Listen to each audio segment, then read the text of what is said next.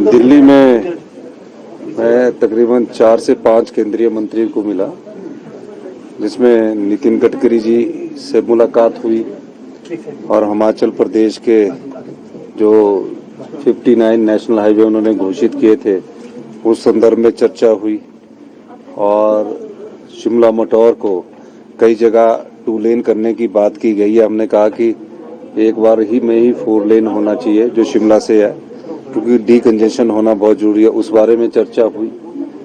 फिर power ministries के R K. Singh ji से मिला, उस बारे में चर्चा हुई और कहा कि जो पिछली सरकार के समय जो एग्रीमेंट हुए थे जिनमें भी काम शुरू हुआ, जिसमें प्रदेश का शेयर 12% से घटाकर, चाहे वो एस.जे.बी.एन.एल के साथ 6% कर दिया गया है और हमारा पावर में शेयर अधिक होना चाहिए, उस दृष्टिकोण से बातचीत हुई और टूरिज्म मिनिस्टर से बात हुई, हमारे जो एजुकेशन मिनिस्टर है उनसे बात हुई, हमारे एनिमल हस्बेंड्री के मिनिस्टर है उनसे बात हुई, सभी से बात हुई और उन्होंने कहा कि आप योजनाएं लाएं, योजनाओं पर गौर किया जाएगा। और हमने कहा कि हिमाचल प्रदेश एक छोटा सा राज्य है, आर्थिक बदहाली के दौर से गुजर रहा है, जो सरकारी योजनाएं हैं उसमें हमारे को डीपीआर तैयार करने को बात की है। तो उस संदर्भ में अब अगले आने वाले दिनों में मैं बैठ के करके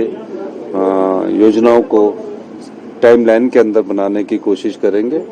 और मेरा ये मानना है कि हमें जो केंद्र सरकार से योजनाओं के अंतर्गत धन मिलता है, एक धन योजनाओं के अंतर्गत मिलता है, उस दृष्टिकोण से भी आगे बढ़ने की जरूरत है, जो कि पिछले सरकार की उसमें कमजोरी रही है कि उनकी डबल इंजन की सरकार थी और डबल इंजन की सरकार बोलते रहते थे, लेकिन केंद्र सरकार से वो डबल इंजन की सरकार कुछ लाने में सफल नहीं हुई है।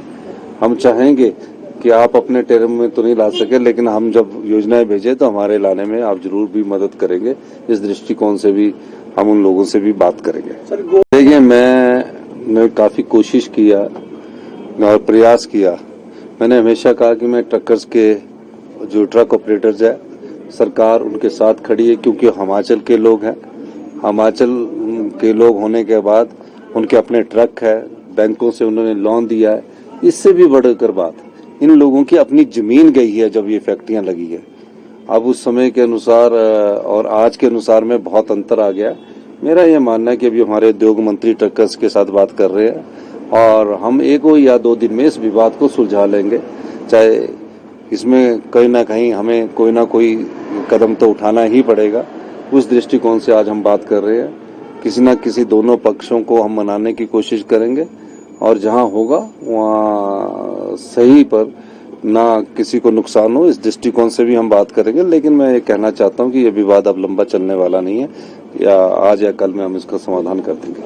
रहता है तो क्या कोई सख्ती भी? बिल्कुल सख्त कार्रवाई की जाएगी, सबके खिलाफ सख्त कार्रवाई की जाएगी। कर्मचारी चयन आयोग सस्पेंड चल रहा है और पिछले कल ही मुझे एजुकेशन सेक्रेटरी ने अपनी रिपोर्ट सबमिट कर दी है और बड़े दुख के साथ कहना पड़ रहा है कि बड़ी गंभीर स्थिति है और अभी रिजल्ट निकले नहीं है, पर उनको भी पेपर बेचे गए। तो मेरे को अभी जो पुलिस की रिपोर्ट है वो आना बाकी है और निश्चित तौर पर अगले मार्च अप्रैल से तो हमने जो पोस्टें हैं कुछ सैंक्शन करने जा रहे हैं और तकरीबन उसका टेस्ट भी करवाने जा रहे हैं।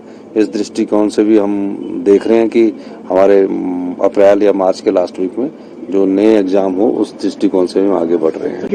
बड़े फख्र की बात है हमारी बेटियां को, जो हमारी बेटियां हैं अब क्रिकेट में नाम रोशन कर रही है और पहले स्पोर्ट्स में भी हमारी बेटियां नाम रोशन कर चुकी थी। हर जगह हमारी बेटियां आगे आ रही है, चाहे वो पत्रकारिता है चाहे कुछ और है, सब जगह हमारा अच्छा बेटियां बढ़ चढ़कर हिस्सा ले रही है, चाहे अधिकारी है चाहे कर्मचारी है। भूषण ज्वेलर्स, अनमोल रिश्तों के लिए।